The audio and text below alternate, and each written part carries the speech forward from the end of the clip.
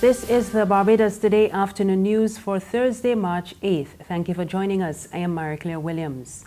Our top story this afternoon, health officials are reporting some 250 deaths from kidney disease over the past 4 years. The revelation this morning from CEO of the Queen Elizabeth Hospital, Dr. Dexter James, on the observance of World Kidney Day. Emmanuel Joseph has this report. In breaking down what he described as a phenomenal growth in the rate of patients with kidney diseases being treated at the QEH, Dr. Dexter James disclosed that last year 117 people were admitted to the renal unit, but 69 of them later died. He noted that the year before, 105 were admitted and 68 passed away, showing a jump in the admissions and deaths over the past 2 years. The CEO pointed out that while there was a drop in admissions between 2014 and 2015, the rate of death still continued to soar, with 54 in 2014 and 59 in 2015. He warned that the hospital cannot see any new kidney patients right now unless someone dies. Dr. James is suggesting more outsourcing of treatment and a more aggressive screening program. From the QEH, Emmanuel Joseph for Barbados Today. The Barbados Workers' Union marked the observance of International Women's Day with a march through the city this morning. It was just one of the activities held by various organizations to highlight the achievements of women over the years. But the BWU's Gender Affairs Coordinator, Wilma Clement, says she's disappointed that there are still a large number of men who believe that the empowerment of women will be to the disenfranchisement of men. This afternoon we are going to see the men turning out when we have the panel discussion, and it's mostly because of the things that we are speaking out again, the attitudes. It's a women's day, it's a women's activity, so there's no need for men. We have invited a number of men, but some of them told us that their bosses told them it's a women's thing, so they don't need to go, they can come this afternoon. That has to be a concern, because we will not be able to change anything unless we have the support of the men. 5 people were injured in a vehicle accident early this morning in Christchurch.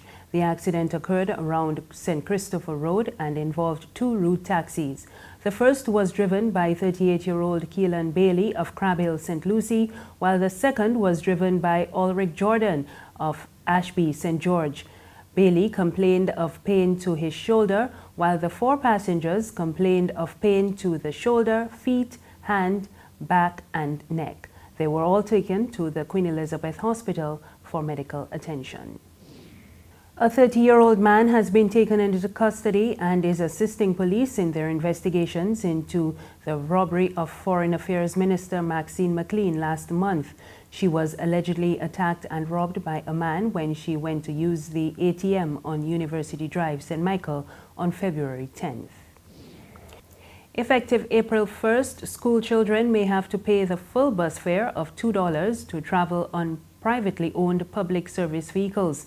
The chairman of the Alliance Owners of Public Transport, Roy Raphael, told Barbados Today that this is the plan if government fails to honor their long-standing request for duty-free concessions on imported equipment. There's regional and international news after this short break.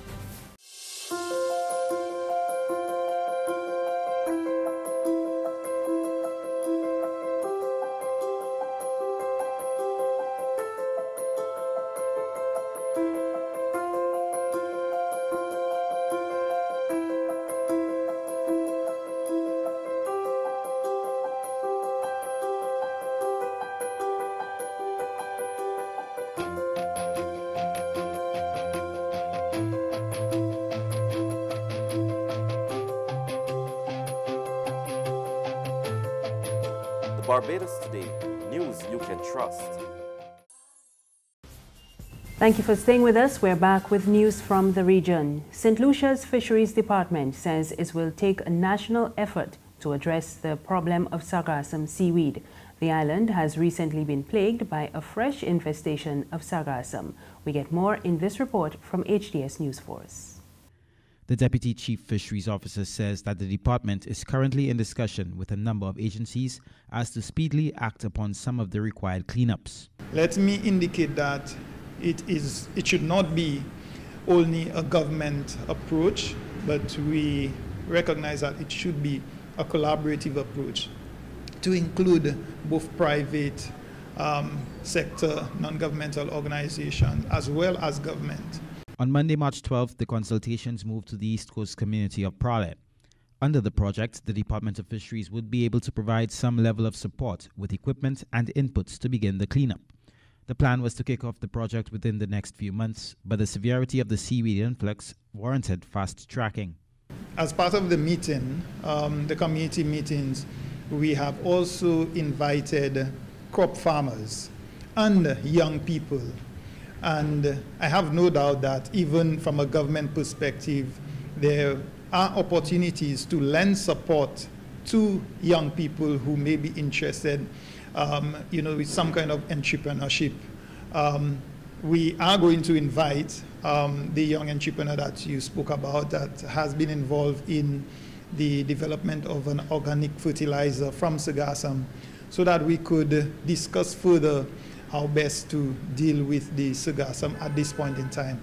But then it must also be emphasized that a sargassum infestation isn't all bad. There are positives as well.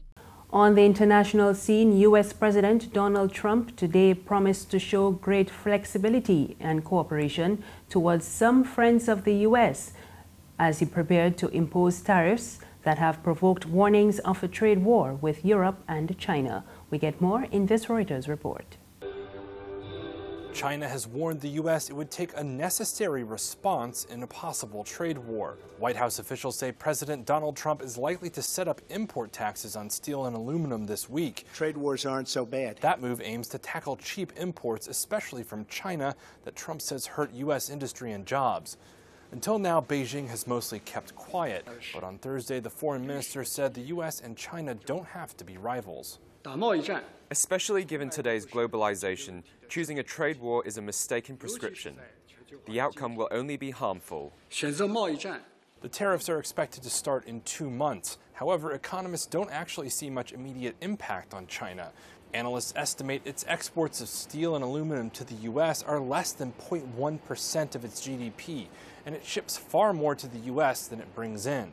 As for targets of any trade retaliation from China, U.S. soybeans, airplanes, and cars are all widely seen as in the crosshairs. Is to focus on what is clearly a legitimate problem. At home, Trump faces growing opposition to the tariffs, both from within his own party and businesses worried about how they may impact the economy. On Wednesday, the president tweeted about Chinese trade. He demanded that it lay out plans to reduce its trade deficit with the U.S. by $1 billion. That appeared to be a mistake. China actually runs a surplus, not a deficit. It's also unclear if he actually meant $1 billion. That would be very small, less than 1% of the record $375 billion goods trade surplus China had with America last year.